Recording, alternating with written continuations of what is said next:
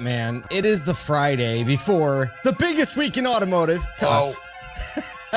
But first, we have to talk about UAW, bad faith, Toyota charging up, rental EV deliveries, and Tesla batteries in the cold. Because everybody, that cold weather's starting to come in. I mean, I use the word cold in asterisks, but some of the mornings around here are feeling a little crisp up in Syracuse, New York, which I love, by the way. It's still like 60, which is crisp for here. Oh, you yeah, know? yeah. No. Crisp here, I think we got, like, we hit 49, like, whoa, one night. Yeah, It's that's not like sweater necessary right there. Yeah. It is. I mean, even for Syracuse, that's like sweater necessary. But, right. I mean, you get sunny and 50 degrees in the morning, and it's just right. Just right. Yeah. Oh, man, we're heading in hot to ASOTU CON. Our team has been running like crazy, emails, calls coming in. A lot of posts I'm seeing on LinkedIn of people really excited to be at ASOTU CON. That's really fun to watch, especially. I texted you, Paul, yesterday. I said it was like I work from home. My family was not here, and I said you could convince me that there are 83 people running around here like they're in a stock room in Wall Street getting ready for this thing. Like that's what it felt like yesterday. Tape everywhere. It was like everybody's flying around. We want to thank Stream Companies and Cars.com for being our co-presenting sponsors for the event. Them helping us put this on, for Effective helping us have the podcast stage, for Dealer Image Pro and the Recharge Lounge, and all the other partners that are helping us make sure that this event comes to automotive and comes to the people. It is no small task, but also they are great partners to this industry. So thanks to them. And look, you still have time. Like, hey, I was looking at flights still coming in. They're still not that expensive. We got tickets coming in yesterday. It's still coming in hot. So make sure you're there. We have a few last call industry partner tickets, dealer tickets still available. You are not going to want to miss it. And I was on with our first main stage panel, the Future State of the Union. Oh, yeah. With get this, Liza Borges, Damon Lester, Steve Greenfield, and Mike Stanton. I was just like, I'm going to just like. Kyle sends me a text. Toss it. He sends me a text because he's moderating that call, and he's like, hey, you want to jump in the Zoom and just kind of spectate? I was like, yeah. So I was just sitting back watching this call unfold. And at the end, the question came up like, okay, well, are there going to be questions from the audience? And it's like, there's 45 minutes for the four of you to just let it go. And I don't think there's going to be time for questions. Yeah. Spoiler alert. The words EVs are a train wreck may come out. We'll see. We won't tell you who said it or who's allowed to say it. Okay. We should. What else? Auto Collabs.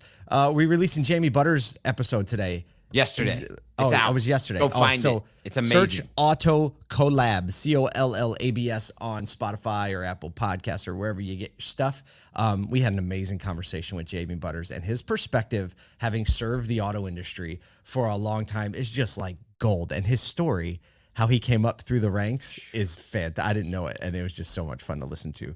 So, yeah, check that out. Definitely worth a listen. All right, we got to talk about some news, and then we got to get to loading these trucks that are on their way to ASOTU CON.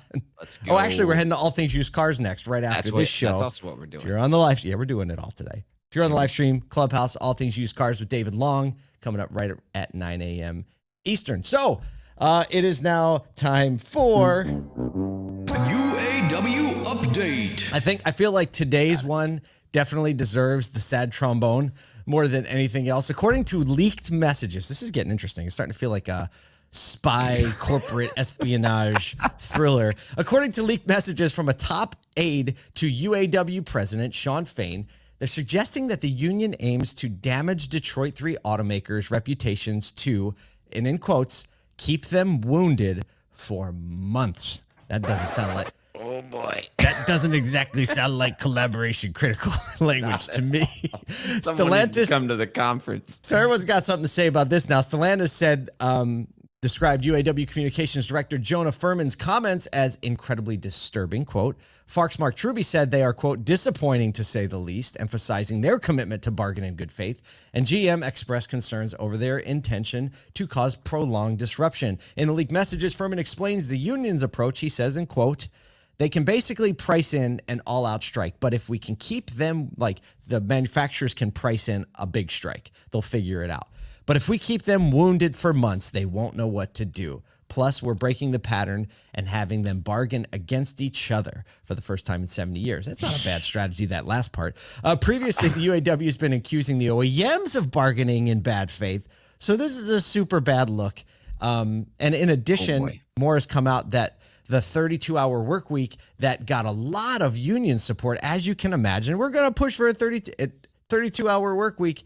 Actually, in the back channels, we're saying, actually, we only said that to like get the conversation going about work-life balance. So not a good look on a Friday morning for UAW. Fain is scheduled to go on Facebook Live at 10 a.m., so just an hour from now, to announce maybe a next wave of strike targets, or to say we've been making good progress and we're not going to strike any more on targets. I know what most people are betting on.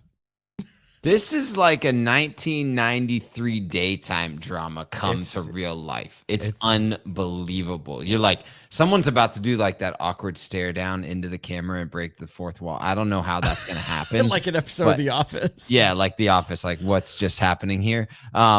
Hey, this is the thing here. I mean, the negotiation tactics are on point. But this is the ripple effect here. It's the spirit behind the tactics. It's the spirit behind the tactics for sure, because the ripple effect across, like, to families that they're not even like probably thinking of at this point, is extremely dangerous. And I just hope that this does not continue for too long, that everybody just comes to their senses and is like, all right, here we go. Let's get back after it. Yep. You see like a couple reports this morning that the jobless claims in the U.S. are at an all-time low. And so people are finding places to work, and they're going to find it outside of the automotive industry. That's what a lot of the suppliers are afraid of. I'm telling you what, Buc-ee's is hiring, and they don't pay no short wages. You know what I'm saying? I don't think Buc-ee's has a union, because they don't. No unions. They don't need one. That Buc-ee the Beaver will destroy a union in a heartbeat. Absolutely.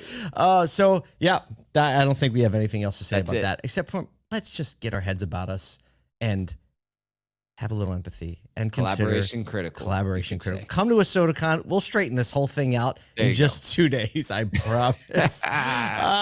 Speaking of, I don't have any transition, but we're going to give you a little bit of an EV summary in the last few minutes of the show today.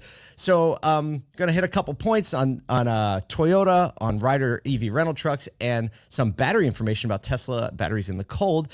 So first up, according to Nikkei newspaper report, Toyota is set to accelerate its EV production big time, aiming for an annual output of over 600,000 EVs by 2025. So that's only a year and a half away, marking a significant uptick from their sales of fewer than 25,000 last year. Wow. They previously stated objectives to sell 1.5 million EVs every year by 2026.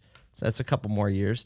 And to achieve a sales of 3.5 million, or a third of its overall global sales by 2030. So, I mean, if we're going like a little bit, year 2030. See, if we're going 2030, a third of their sales sounds like very reasonable talk from Toyota. But I mean, look, their pedal has definitely been down, and we were talking about this in some of our panel prep yesterday. Like, they think they've seen what's going on from China, and they're like, okay, regardless of what we think is best for the environment, we got to give the consumer, we got to maintain our spot, I guess. Reality is, this is not a bluff. Period. End of story. No, Toyota doesn't do that. Yep. They're just going to be like, this is our goal. This is what we do. Boom. Shabita bang. And when they say things like, we're humbly learning from the Tesla Model 3 in development of their vehicles, like, that's the language you want to hear. That's collaboration critical. Unbelievable. Send Shawn Fain and the Detroit reps out. Hang out with Toyota for a minute. They'll figure things out. Speaking of figure things out. Stop. Segue. Time. So we talked about fleet rental company, fleet management company, Ryder, buying a bunch of these Brightdrop electric vans from Brightdrop, GM's Brightdrop, whatever. And they've now begun deploying these vans for rental. So they bought 4,000 to rent out when you rent a truck. And they have a few cities they're releasing them in: Santa Fe Springs, Hayward in California, Dallas, Fort Worth in Texas, Long Island City in New York. So they placed the substantial order, 4,000 units, 6 months ago. And now there are already some vehicles going on the road so you can rent. They look really, really cool. And I kind of want to rent one. They really are cool. they're awesome. Like this is, Amazon is using the heck out of vans like this in Nashville, and like these just look cool. I'm like, you could fit a ton in there. That's like a box truck, but better. Low to the ground. It's box truck, but better. That should actually be. That should be their little marketing talk about. Well, listen, everybody, we wish we had more time for you today. We got to go to All Things Used Cars. We'll tell you the battery story on Monday when we'll be live in person south of Baltimore at ASOTU CON. Check it out, ASOTUCON.com. We'll see you over in the next clubhouse room.